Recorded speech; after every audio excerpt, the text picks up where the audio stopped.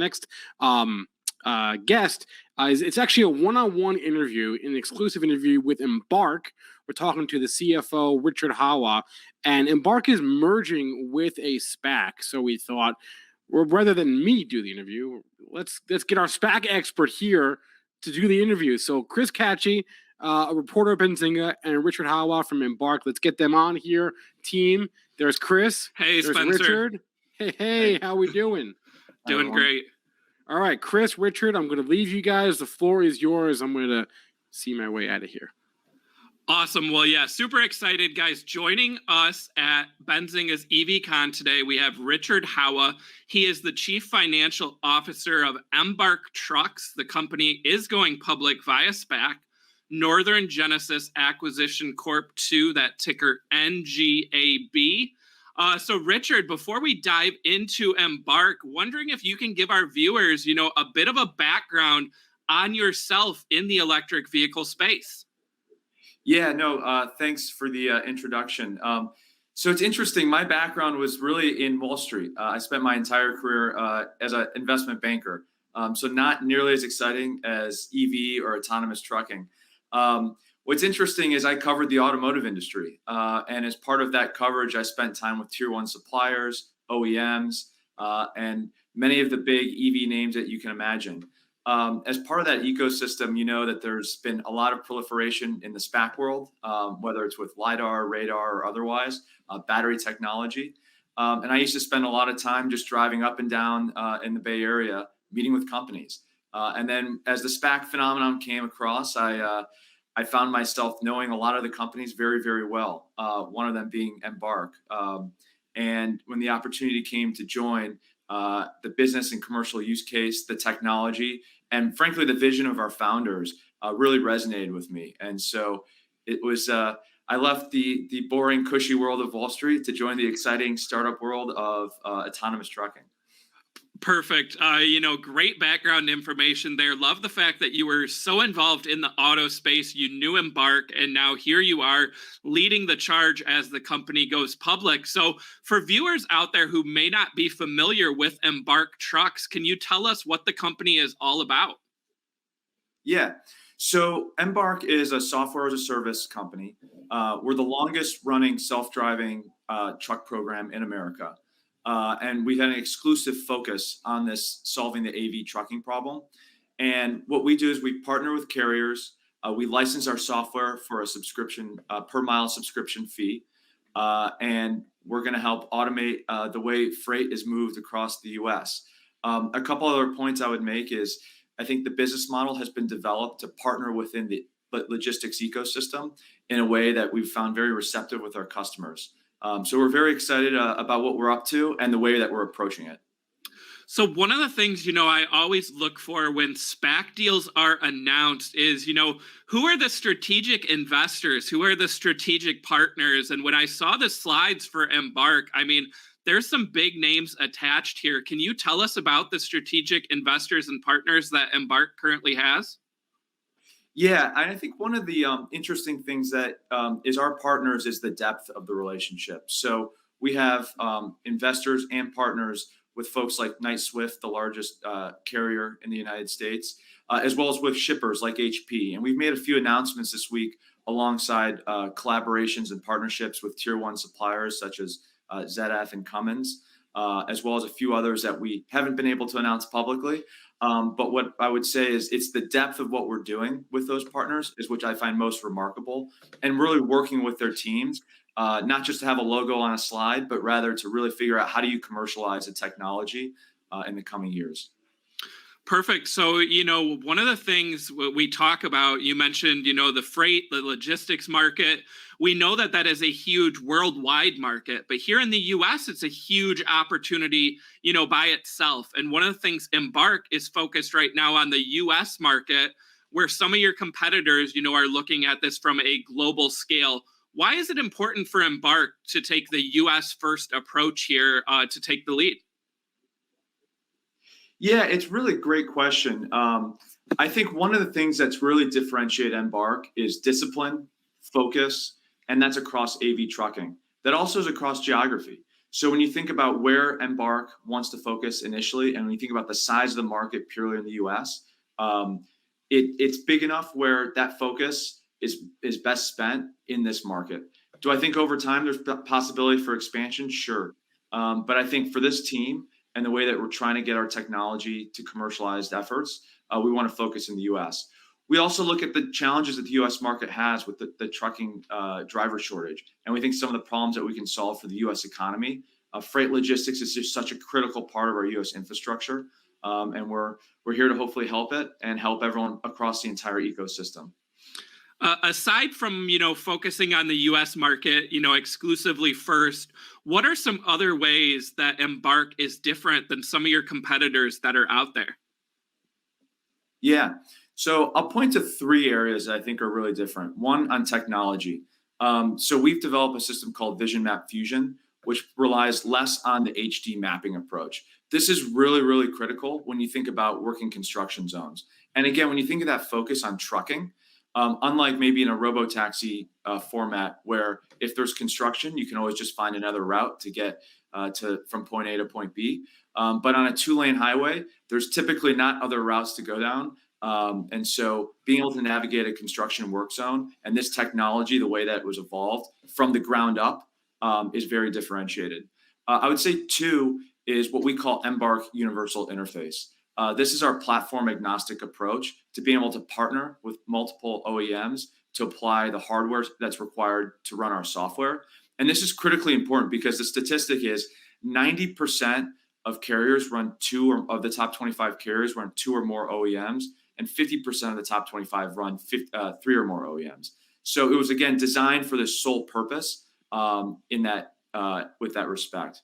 And then lastly is our go-to-market strategy. We're asset light. We're partnering with folks in the ecosystem, and we're looking to really enhance everyone across it, not try to disrupt or break the way that the industry works today. You mentioned software a little bit there, and that leads into my next question. You mentioned at the top of the interview that you are a SaaS company. So we know software as a service is one of those big terms out there, a lot of sectors using it. But how is Embark, disrupting the SaaS model in autonomous trucking, and why is that important for shareholders looking forward? Yeah, it's interesting. Having spent a career covering many companies that I would say are less than 10% EBITDA margin, it's really an unbelievable business model. And I think what's really nice about it is, one, the margin profile. We've guided to gross margins in the mid 70% range, EBITDA margins greater than 30% on a go-forward basis. And also the stickiness that we get. So we charge a per mile subscription as part of our service for each mile with our carrier partners. And I think what's more interesting is we've spent a lot of time really talking about what are the areas of focus. And when you think about the value that this creates for our partners, we think there's 80 cents of net savings with an autonomous truck compared to a dollar. If you think of $1.76 per mile as a cost of a human-driven truck, we think our technology can unlock 80 cents of net savings. And then we'll share a portion of that. So the economics sort of work for everyone. And again, it enhances everyone across the entire logistics ecosystem. So Embark recently announced a pilot program. Can you tell us a little bit about this and why it's so important for the progress of the company? Yeah, so we announced a really interesting program with HP and BYD, where we're looking at the last mile using, if you think about the sustainability and using an electric vehicle as part of the last mile delivery, and then using the Embark driver technology for the long haul portion. It was a really interesting run, and we think it really points to where the world is going, not just from an EV sustainability on the last mile, but across the entire value chain. And we think over time, this really resonates from an ESG perspective. Awesome. And then also there was a partnership announced between Embark and Ryder. A lot of people out there familiar with Ryder. Can you tell us a little bit more about this deal and what that means for the future outlook of the company as well? Yeah, and this is one of the things I really love about what we're trying to do is, so we partnered with Ryder to basically launch a nationwide transfer point network. And so it's going to be up to 100 sites with service and maintenance. And what I love about the way we've approached this business is we're not just developing software that's cool. Well, we are. It is cool. But we're actually finding ways to implement it in a practical manner. And this is, again, comes from my legacy of, yeah, you've got trucks and they might need maintenance. And how are they going to actually get from point A to point B? Who's going to actually help service them when something happens? And so thinking through the practicality, I think is really critical. And I think this partnership is at least one representative of that. So now, going public via SPAC here, want to talk a little bit about the future, right? So investors will want to know what's next. So you're here with us today at EVCon, but Embark is actually holding Embark Day today. Can you tell us a little bit more about Embark Day and why that's important for potential shareholders? Yeah, so we're hosting today a variety of constituents from the buy side, the sell side, some media. Some of our partners are here, some of our existing investors, and we're really trying to get the story out. I think one of the things that drew me to Embark is it's been very engineering and technology focused. And I think when the story gets out, it sort of speaks for itself. I think what I found most surprising is we weren't sure if people would show up in person just given the environment. And we had an unbelievable amount of attendees, actually more than I ever expected by multiples come. Because I think this market's really exciting. And we've got some announcements that we'll make today, and we've got an exciting part, and we'll have our presentation later today posted to our website, so it will be more information to share with everyone. Awesome, exciting stuff. Can you talk a little bit more about the timeline, right, of the rollout of this software and with some of your partners? What does the timeline look like, for Embark trucks here? Yeah. So we expect to commercialize at scale in 2024. The way we look at it is we're going to roll out in the Sunbelt states then. And then in 2026, we'll roll out for the lower 48. And so that's our commercial scale timeline. What I would say is all the building blocks to get there are happening between now and then. And the way I look at it is every month, every day that goes by, we're trying to build the technology, but there's be more and more breadcrumbs around the advancements of those technologies. And I think as we get closer to 2024, all of a sudden those breadcrumbs will start to look like a loaf of bread, and we'll see sort of that the light will be very clear at the end of the tunnel. And so we feel very good about that commercial timeline. Can you speak a little bit about Embark's safety record, right? I'm sure that's an important question that, people want to know is, you've done these tests. What does that safety record look like for Embark? Yeah. So obviously safety is the most critical component because you cannot commercialize at scale without having the safety validated. And we feel very good just about the people we've surrounded ourselves with, the team that we have, and the validation methodologies that we utilize. From a safety perspective, as determined by the FMCSA, we've had 0 crashes, and so we feel very good about having over 1 million real-world miles without a DOT reportable incident. You mentioned a driver shortage earlier. Can you talk a little bit about this driver shortage in the trucking market? Because I know that there's always a lot of talks with autonomous, right? How it could maybe lead to job loss, but it's actually here, where this is an industry that needs autonomous, right? Because there aren't enough people currently. Can you just speak on the overall, job of the industry? Yeah, it's interesting. So it's estimated there's about 60,000 driver shortage in the market today, expected to grow over 160,000 by 2028. An interesting stat is 1 in every 5 shippers that wants to move goods can't actually find a carrier to move it as a result. And I think one of the areas that we're very sensitive to is making sure that we're partnering with the ecosystem, but all the constituents of it. And so we've acknowledged that these statistics exist. A US DOT study that came out earlier this year also said that the proliferation of autonomous trucks on the timeline would result in no long-haul job displacement, given the commencement timelines. Perfect. You mentioned, the rollout starting with the Sunbelt states.